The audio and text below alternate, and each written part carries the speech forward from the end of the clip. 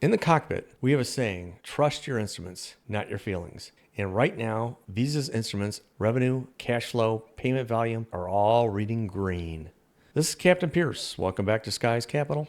Think clearly, invest better. Today is day 4 of our 30-day series, and today we are reviewing Visa's most recent quarterly earnings. Q1 fiscal 2026 reported on January 30th. The short answer, yes. But let's walk through it properly. Let's go. Before we get into the numbers, let's be clear about what Visa actually is, because a lot of investors, and I know the general public, get this wrong. Visa is not a bank. It doesn't lend you money. It doesn't take on credit risk. You miss a Visa payment, that's between you and the bank, not Visa.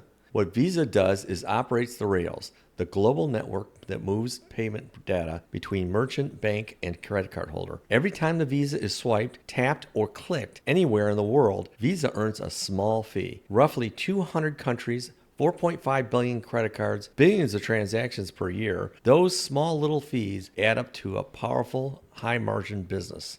The business runs on 3 main revenue lines. Service revenue, based on per quarter payments volume, came in at $4.8 billion, up 13%. Data processing, the fees Visa earns for processing each transaction, came in at $5.5 billion, up 17%, the fastest growing of the 3 core lines. And finally, international or cross-border revenue, which is Visa's premium line. Every transaction that crosses a border came in at $3.7 billion, up 6%. Still growing, though at a moderate rate from recent quarters, but something to keep your eye on. So why does this quarterly results matter? Let me give you 4 reasons. Number 1, revenue growth was exceptional, $10.9 billion for the quarter. That is the strongest quarter revenue in Visa's history, up 15% year over year and up 13% currency neutral terms, driven by resilient U.S. consumers, strong holiday recession, and a broader growth across every revenue line. Number 2, earnings beat the street. Non-GAAP earnings per share came in at $30.17, growing at 15% year over year. GAAP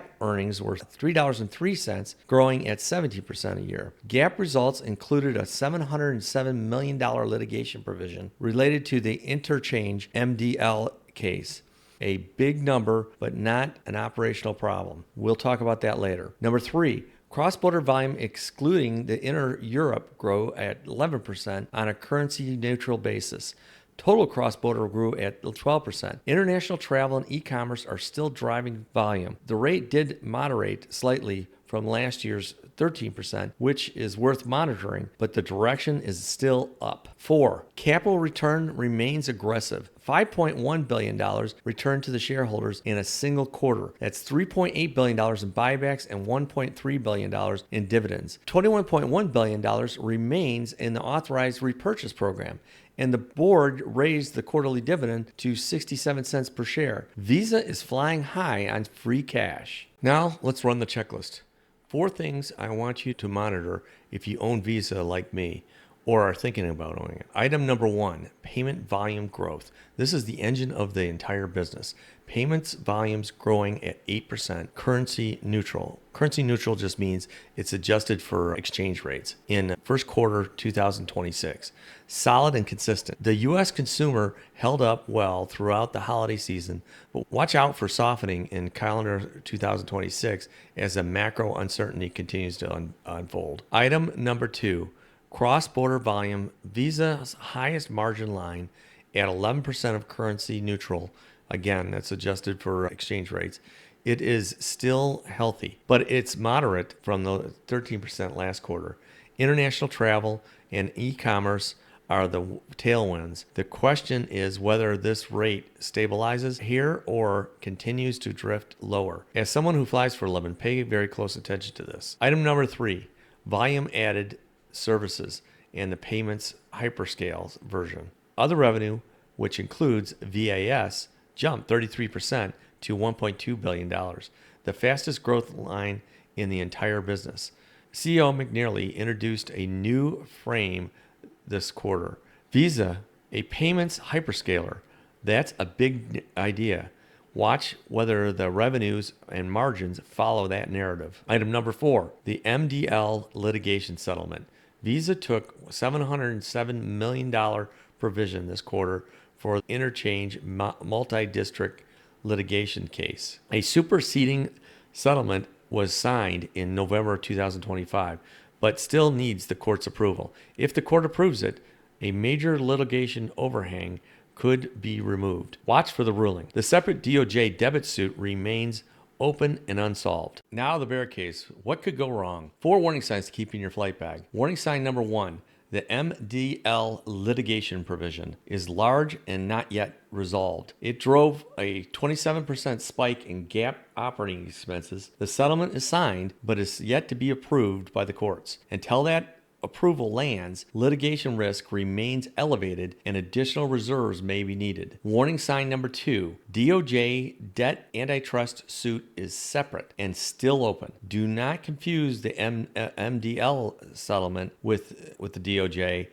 These are 2 different litigation matters, and the DOJ case alleges Visa monopolizing the U.S. debt market. A ruling or forced settlement there could require a structural change to how Visa operates. This is the thesis changing risk. Keep this on your radar. Warning sign number 3, international transaction revenues is the slowest growing line. It just grew at 6% this quarter. International transaction revenue, which is Visa's highest margin category, grew slower than every other revenue line. If cross-border volume continues to be moderate, it will pressure both revenues mix and overall margin quality. This is the number I am going to watch the most over the next quarter. Warning sign number 4, premium valuation requirements, consistent execution. After a 15% revenue quarter, Visa trades at roughly 28 to 32 times forward earnings. That multiple is supported today, but it leaves less room for error. Any miss on payment volumes, cross-border growth, or margins at that price level will be penalized quickly by the markets. Now the bull case. 4 reasons the investment thesis looks intact. Positive signal number 1, record revenues on 50-year-old network, $10.9 billion, the strongest quarter in Visa's history. Business model has not changed. Earns on small fees on every transaction with no credit risk, but the scale keeps growing. The network is more than 50 years old and it's still accelerating. Positive signal number 2, cross-border volumes is still healthy. Total cross-border grew at 12% and international transactions grew at 11%, currency neutral. Travelers are still booking flights and spending abroad. Visa collects a premium fee on every one of those transactions. As a captain, I can tell you my jets are still full. Positive signal number 3, the capital machine keeps running. $5.1 billion returned to the shareholders in a single quarter. $3.8 billion in buybacks, $1.3 billion in dividends. And there's still $21 billion still authorized for repurchases. The board raises the quarterly dividend to 67 cents per share. The runway for capital return is very long. Positive signal number 4, the payment hyperscaler version is gaining traction. Other revenues, Visa's VAS technology service segment jumped 33% to $1.2 billion. CEO McNally introduced the payment hyperscaler framework this quarter, positioning Visa's technology stack as an infrastructure for the broader financial system, not just card processing. If this pays off, it is a significantly long-term growth layer on top of an already exceptional business. So where does this leave us? What is the bottom line on Visa after Q1 and fiscal 2026? The thesis improving, instruments all reading green. The business is exceptional at record revenues. Non-GAAP earnings per share up 15%. Cross-border still healthy. Free cash flow strong. Capital return aggressive. The MDL litigation is moving towards a resolution. The new strategy vision for payments hyperscaler is starting to take shape. The real risk is the settlement is still not approved by the court. The DOJ case remains open. The international transactions are softening and worth watching. And the premium valuation leaves us very little room for error. But against this quarterly result, the risk reward still looks favorable. CEO Ryan McNally put it well on his earnings call, phrasing Visa delivers very strong first quarter, driven by resilient consumer spending and strong holiday season, and their purposeful investments in what he called the Visa as a service stack continued to position them as a payments superscaler.